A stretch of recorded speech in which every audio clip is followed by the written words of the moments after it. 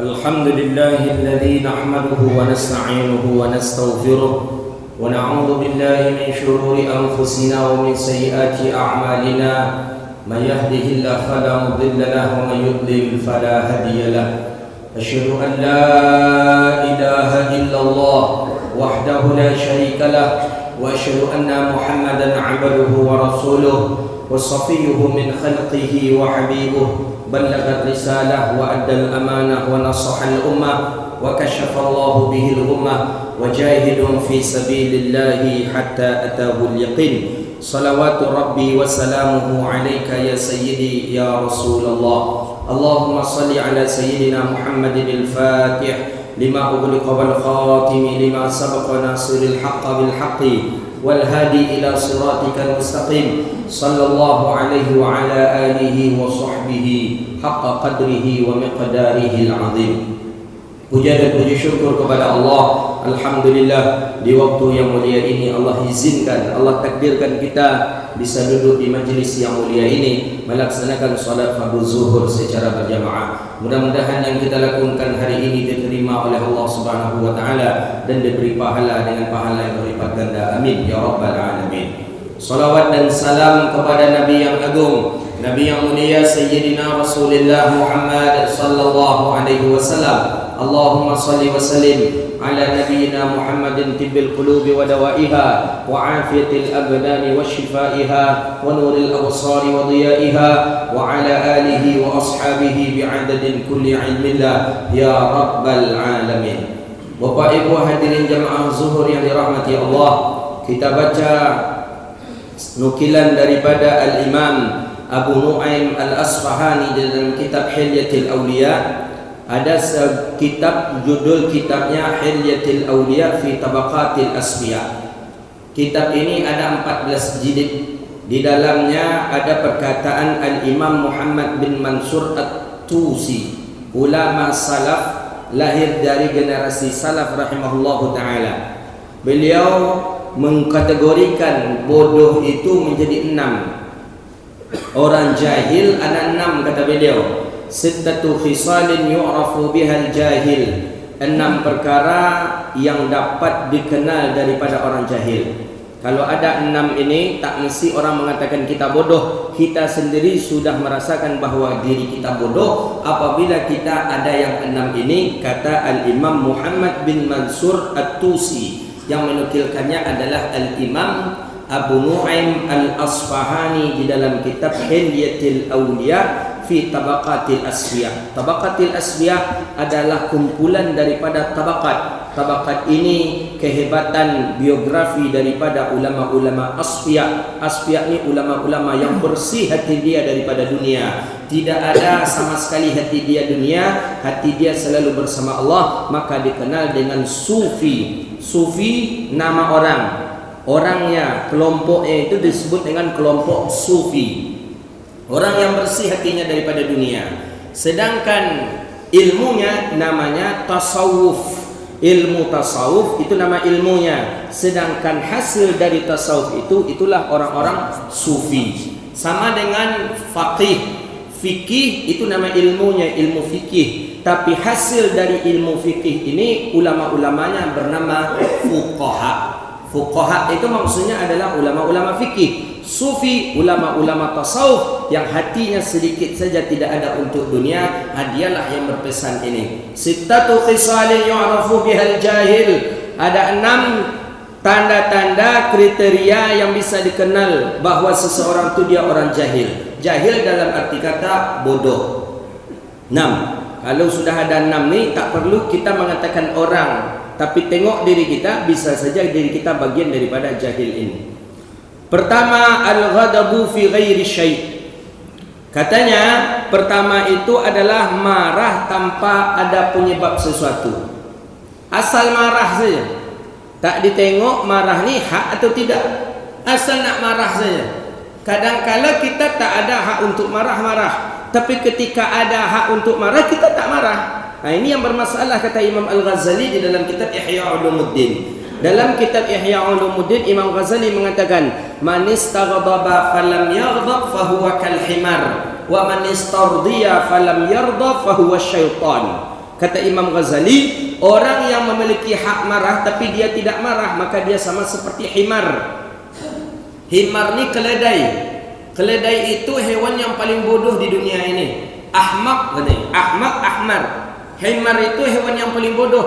Yang tak pandai marah itulah himar. Keledai. Keledai dipukul oleh orang pemiliknya tak marah. Dipukul dengan besi tak marah. Maka jarang sekali kita menengok di Arab keledai itu yang bagus-bagus. Jarang. Paling patah pinggangnya, paling rusak kulitnya, karena dipukul terlalu sering oleh pemiliknya. Kadang-kala keledai ini lambat berlari, dipukul pakai besi, luka sampai berdarah-berdarah. Keledai tak pandai marah. Keledai tak bisa marah nih. Berbeda dengan kuda. Kuda pandai marah, sapi pandai marah, kambing pandai marah, tapi keledai tidak pandai marah. Maka kata Imam Ghazali rahimahullah, seorang yang memiliki hak marah tapi dia tak pandai marah, maka dia samalah seperti keledai. Kita seorang suami tengok isteri akhlaknya sudah tak elok lagi, tengok dia melawan kepada kita, tengok dia sudah tidak lagi menutup aurat, tak marah kita, maka kita sama dengan keledai. Maka kalau ada suami yang tak pandai marah kepada isteri, itu suami-suami keledai namanya. Kita orang tua tengok anak, akhlak anak tak elok, pulang ke rumah mabuk-mabuk, tak salat, tak ada marah sedikit pun, berarti orang tua keledai. Kita sebagai atasan menengok anak buah kita perangainya sudah kelewatan, tak ada marah sedikit pun, ghirah marah tak ada sedikit pun, berarti atasan-atasan keledai lah kita namanya. Itu bukan saya yang ucapannya, Imam Ghazali di dalam kitab Ihya Ulumuddinnya. Wa man isturdiya falam yarda fahuwa syaitan. Kata Imam Ghazali, dan siapa yang tidak memiliki sifat reda, padahal dia berhak untuk reda, dia berhak untuk bisa memaafkan, tapi dia paksa juga untuk marah, dia paksa juga untuk menghasut orang, padahal dia bisa reda, bisa dia tahan, tapi dia ingin terus tidak bisa menahan redanya. Dia sampaikan kepada orang, dia hasut, tak redha, tak ikhlas dia, fahuwa syaitan, maka dia itu adalah syaitan, kata Imam Ghazali rahimahullah. Maka yang pertama, orang yang marah tanpa ada sebab, biduni syai', tidak ada sesuatu yang menyebabkan dia marah, marah saja dia, marah saja. Kadang-kala orang yang mengambil keputusan dia yang marah. Ini namanya ini orang jahil nih. Kata Imam Muhammad bin Mansur At-Tusi, orang yang memiliki kebijakan, orang yang mengambil kebijakan tanpa ada hak dengan dia, tidak menyinggung dia sama sekali, kenapa harus kita marah? Anak-anak orang ketika salahnya di hadapan ayahnya dan salahnya kepada ayahnya, kita yang marah enggak boleh. Ya, kita sekedar memberi usulan boleh, memberi masukan boleh, tapi marah, hak kita marah untuk apa? Maka kata Imam Muhammad bin Mansur At-Tusi, marah dengan tidak ada sebab itu tanda dia orang jahil. Yang kedua kata beliau, wal kalamu ghairun naf'i, pembicaraan yang tidak ada manfaat. Tiuk bercakap ndak ada bisa dia ambil dia cakap itu dah, tu orang bongak namanya. Orang jahil bercakap panjang, tapi ketika disimpulkan tak ada yang bisa kita simpulkan, satu pun tak ada. Bercakap banyak, bercakap hobi, tapi yang bermanfaat dari ucapannya tak ada. Banyak menghasut, banyak menghina, banyak mengadu domba, tak ada manfaat sedikit pun, maka berarti dia orang jahil, kata Imam Muhammad bin Mansur At-Tusi. Yang ketiga, wal 'izzatu fi ghairi mawdi'ihi. Yang ketiga, mau'izah, memberi nasihat tidak pada tempatnya. Dia memberi nasihat orang tapi tidak pada tempatnya. Dia mau memberi nasihat seorang yang salah tapi depan orang ramai. Depan orang ramai tujuannya ingin mempermalukan. Itu tak boleh, haram hukumnya itu. Kita nampak gerakan orang ni dalam solat tak seperti gerakan sesuai sunnah Nabi. Kita orang ni nampak kita gerakan solatnya tidak sesuai ilmu fikih. Ini fatal. Fatalnya ya seperti mungkin dalam gerakan solatnya banyak gerakan yang fatal lah. Seperti takbir, muter-muter tangan baru Allahu Akbar. Depan orang ramai kita sampaikan, Pak, solat bapak tu salah itu. Tak boleh macam itu. Itu tanda orang yang menasihati itu adalah orang jahil. Jadi ada tempatnya. Ketika seorang itu salah, walaupun itu bawahan kita, panggil nasihati dia. Atau seorang atasan kita, harus lebih sopan kita untuk menasihatinya. Maka Rasulullah SAW ketika menasihati sahabat, Kalau itu fatal, Nabi tidak langsung belak-belakan di depan orang ramai. Tapi kalau itu suatu hal yang untuk bersama, Nabi di depan orang ramai menasihatinya. Mana dalil hadis? Hadis dalam Sunan At-Tirmizi. Ketika salah seorang sahabat ketika Nabi berkhutbah, dia masuk langsung duduk, tidak salat dulu. Kata Rasulullah, "Shalla rak'atain." Kum, kata Rasulullah, berdirilah kamu, salatlah kamu 2 rakaat, kata Rasulullah sallallahu alaihi wasallam. Itu depan orang ramai. Pemuda tadi langsung berdiri, langsung salat 2 rakaat. Itu ilmu untuk orang banyak, tidak untuk menyalahkan. Dia kadang-kala nasihat ini menurut kita nasihat, tapi menurut orang penerima nasihat kadang itu suatu teguran atau menyalahkan dia. Kemudian yang ketiga, yang keempat, wa ifsya'us sir. Orang jahil itu ifsa'us sir, dia menyebarkan rahasia. Nah, itu tanda orang jahil, kata Muhammad Mansur At-Tusi. Dia diberi sebuah amanah, ini rahasia nih, jangan engkau sampaikan kepada siapapun, ini khusus kepada engkau saja. Sebagaimana Nabi Muhammad sallallahu alaihi wasallam memberikan rahasia kepada Huzaifah bin Yaman. Huzaifah bin Yaman sampai hari ini tak tahu orang apa rahasia Nabi kepada Huzaifah bin Yaman. Tapi kok tahu para sahabat Nabi punya rahasia. Nampak oleh sahabat Nabi mengatakan kepada Huzaifah bin Yaman beberapa rahasia, dan Huzaifah mengatakan kepada para sahabat. Maka Umar ibn al-Khattab tidak ingin menyolati jenazah kalau jenazah itu tidak disolatkan oleh Huzaifah bin Yaman. Umar nak. Nah, Umar tengok dulu, ada Huzaifah bin Yaman? Kalau sudah ada Huzaifah bin Yaman, Umar ikut salat. Kalau tidak ada Huzaifah bin Yaman, Umar tak ingin ikut salat. Kenapa? Umar mengkhawatirkan yang tidak disalatkan oleh Huzaifah bin Yaman ini termasuk salah seorang orang yang dirahasiakan oleh Rasulullah. Hati-hati, karena Nabi merahasiakan orang-orang munafik ketika itu kepada Huzaifah bin Yaman. Si fulan.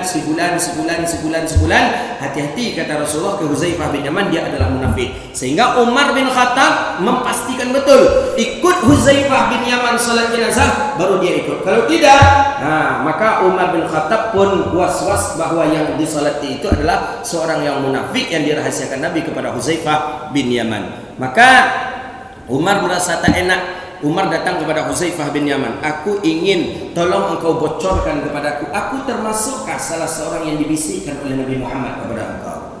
Ini Umar nih, Umar khalifah, tak enak juga Umar. Jangan berkau awak pula yang ada di dalam namun yang bisikkan Nabi ke Huzaifah bin Yaman. Bagaimana Huzaifah bin Yaman tetap tidak ingin membocorkan itu. Cuman jawaban Huzaifah bin Yaman, engkau adalah sahabat mulia Rasulullah, sahabat khulafair rasyidin. Itu saja jawaban daripada Huzaifah bin Yaman. Jadi orang yang menyebarkan rahasia tanda dia bodoh. Dia punya rahasia yang mesti harus dia simpan. Ternyata dia sampaikan kepada orang, berarti dia termasuk orang yang bodoh. Kita payah ini nih. Kita payah menyimpan rahasia nih. Kau antok je lah mau cerita awak berdua je, kau jangan sampai kurang dak. Ndak. Apa tu sampai kayaknya. Sampai kayaknya bekau tibanya di rumah sedang sero-sero, asik menengok bininya, encak nampak adanya.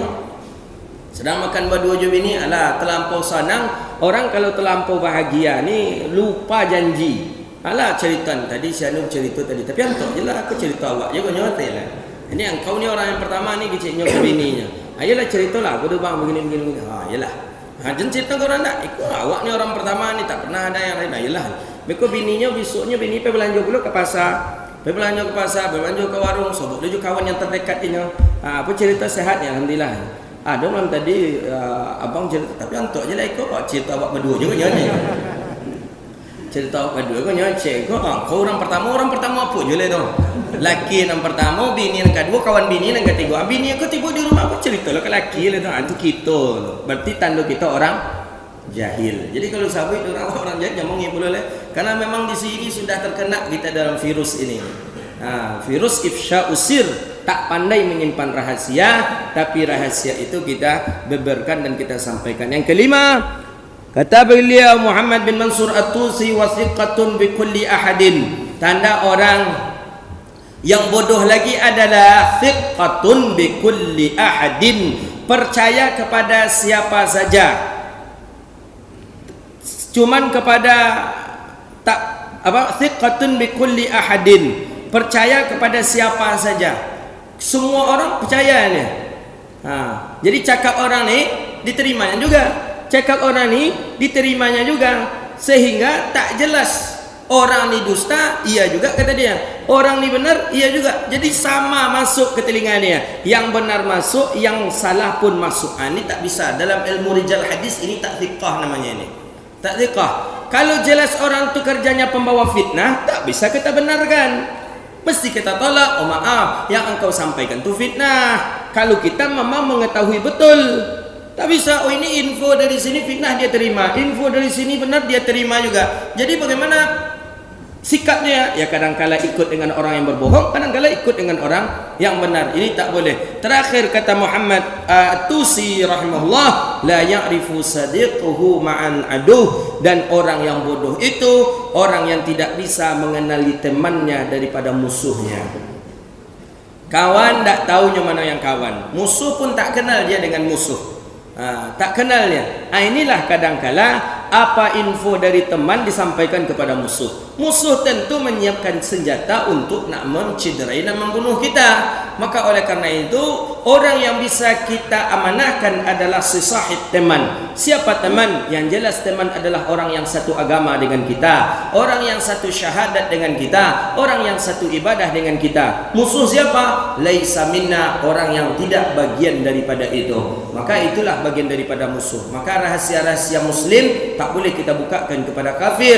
Rahasia-rahasia muslim, strategi perang, strategi bisnis, jual beli, tak boleh kita sampaikan kepada orang-orang kafir. Tak boleh. Tapi bolehkah mereka melaksanakan bisnis? Silahkan saja. Tapi teori bisnis yang sukses tak boleh kita sampaikan kepada musuh. Kenapa? Karena musuh tidak selamanya dia redha dengan kita. Suatu saat nanti dia bisa akan murka dan bisa akan menghabisi kita. Inilah 6 bagian daripada tanda kebodohan. Kita masuk orang bodoh atau tidak tergantung kepada kita. Ini dinukilkan dalam kitab Hilyatul Awliya fi Tabaqatil Asfiya lil Imam Abi Nu'aim Al-Asfahani di dalam jilid yang ke-10. Mudah-mudahan Allah berkahi kehidupan kita dunia wal akhirat. Allah panjangkan umur kita. Allah berkahi kehidupan kita. Allah ampuni dosa kita. Allah terima amal ibadah kita. Amin ya rabbal alamin. Subhanakallahumma wa bihamdika asyhadu an la ilaha illa anta astaghfiruka wa atubu ilaik. Wa sallallahu ala sayyidina wa maulana Muhammadin wa ala alihi wa sahbihi ajma'in. Assalamualaikum warahmatullahi wabarakatuh.